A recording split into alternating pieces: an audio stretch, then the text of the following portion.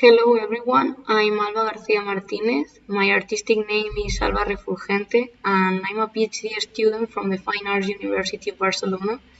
My PhD is about games as an artistic and social medium. I'm also an artist and a sculptress, and if you want to see my work you can go to my Instagram account, Alba Refulgente, or to my website, albarefulgente.com. My PhD is about critical games or art games. So, what are critical games? Games designed for criticism or artistic, political, and social intervention in order to propose ways to understand social reality. So, the main objective of my thesis is demonstrate and validate the creation of games as a medium from an artistic social perspective to bring the public closer to the content of the work of art. I bet that you will remember some art games, but maybe you don't know that they are art games. You might have seen the word white chess from Yoko Ono, the one on the lower right corner, or Jake and Dino's Chapman chess set, up left corner. Or if you are more into digital games, maybe you have played Braid by Jonathan Blow, low left corner, or Undertale by Toby Fox, up right corner. In some way, my research consists on listing and classifying all the critical games. As a conclusion of it, I curated an exhibition about critical games called NEGOCIO in Alicante and Barcelona, Spain, in 2018 and 2019. NEGOCIO's statement was, why social criticism in a game? In the current context where our liberties and civil rights are being questioned is where the game becomes a powerful tool to subvert the world around us, to test mechanisms, rules, guidelines, utopias and dystopias in a way that eludes the typical channels of expression. This exhibition tries to find new ways of thinking about games, new ways of using games to reflect on the rest of the world. What the game can contribute as an artistic medium and how art can subvert the power hierarchies that reproduce. At the same time, explore how the combination of both can offer another way of seeing the world thanks to the communication potential of games and the license to imagine of the arts. Crossing the border between these two communities present challenges that we tackle in this exhibition. So now we are going to introduce some of the works that were exhibited, and as this conference was thought as a workshop, we are going to see how some works are played too. Most of the digital ones are free online, and the table ones you can ask me by email to send you a copy of them if you want to play them. The first work we are going to introduce is Train, from Brenda Romero.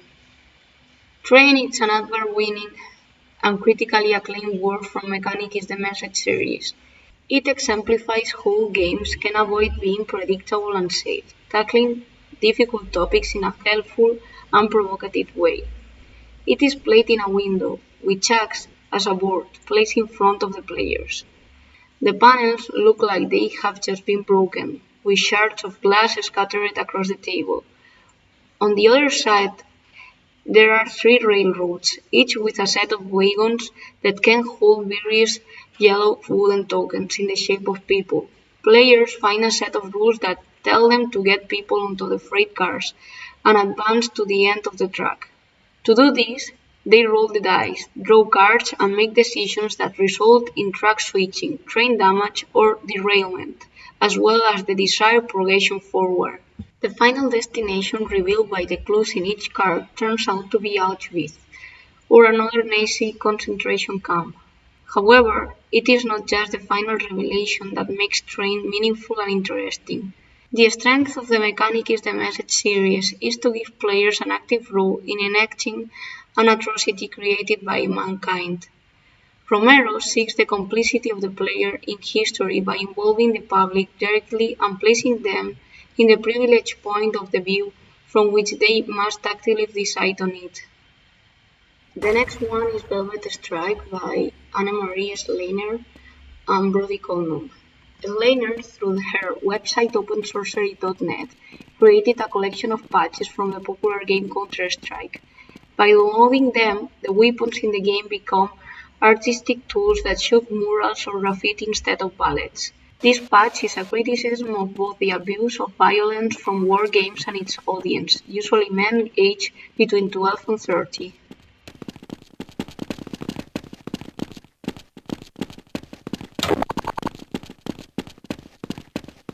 Unten 3 bis 4 Mann Bäcker.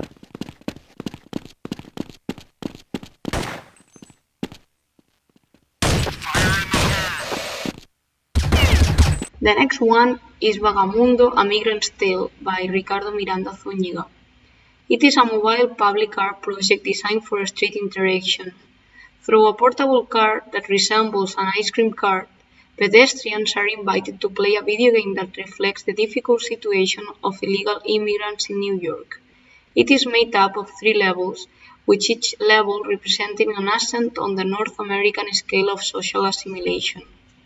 Presiding the room was Intifada Table, a work by Carlos No.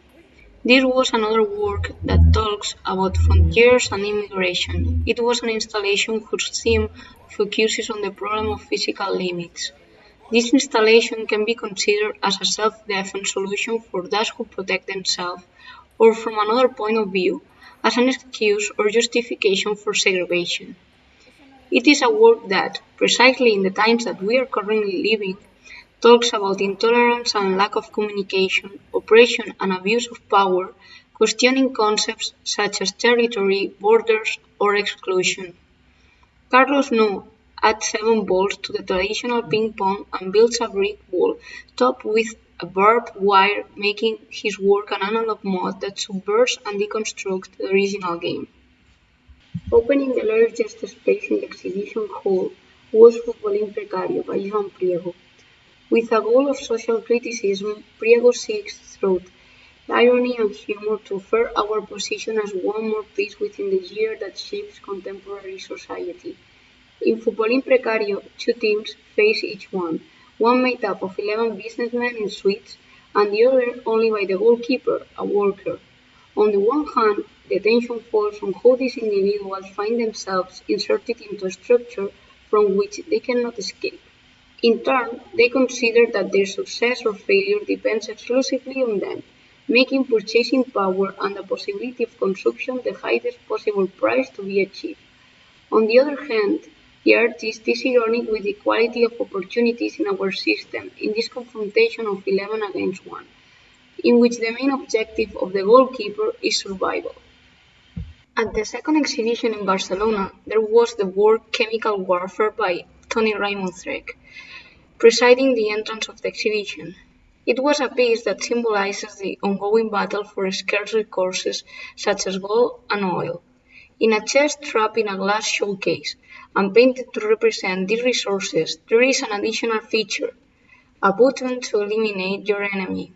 Pressing this button fills the glass caving with smoke, as if it were a chemical warfare, a real and present danger in modern warfare. Gas masks are supplied for both players to provide a feeling of realism and a more complete effect of danger.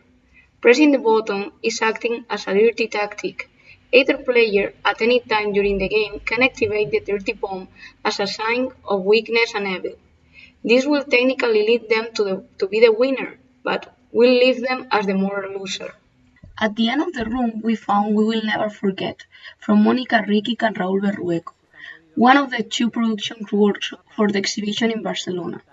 This installation video game collects the messages from the banners of the protest of abuse victims during the Pope's visit to Ireland in August 2018. In one of the banners that were waved as the Pope mobile passed through the streets of Dublin, we read, "The Pope, head of the largest pedophile network in history." This video game acts as a powerful reminder we will never forget that the Church has covered pedophilia since ancient times, at all costs, even using its influence in the state to avoid criminal conspiracy processes. Mónica Riquic and Raúl Berrueco recreate the visit of the Pope, arming the public with red balls that they must throw against the sperm that the Pope throws to the beat of his speech. On the walls, around the 2 cushion islands, there were 3 computers with their respective works.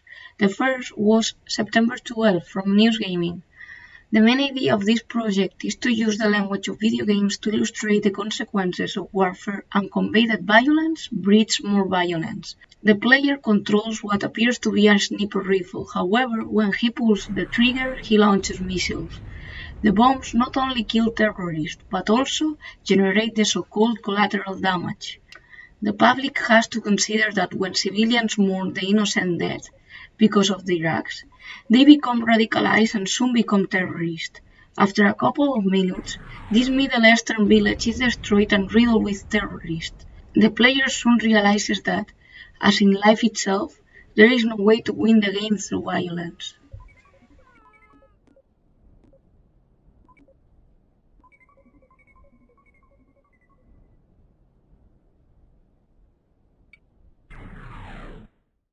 Another one of the digital games placed in the computer was McDonald's video game, an online video game that criticizes the McDonald's lifestyle, produced by the Italian company Molindustria and directed by the artist Paolo Pedercini. The player is the director of McDonald's and has to control the entire production process, preventing the company from going bankrupt. For this, it has multiple options such as cultivating GM soy, feeding cows with animal fluids or growth hormones, bribing environmentalists, nutritionists or politicians, and even using the Disney brand in its products to win customers.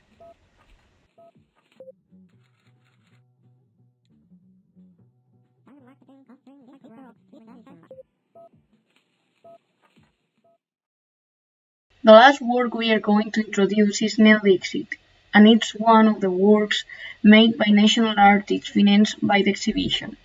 It was created by Jc Izquierdo with the collaboration of Atiz and mine, Alba Refulgente. Dixit is a board game created in 2008 by Jean-Louis Rovira, in which the objective is to guess a card from clues that are given in the form of a phrase or narration, hence the name of the game.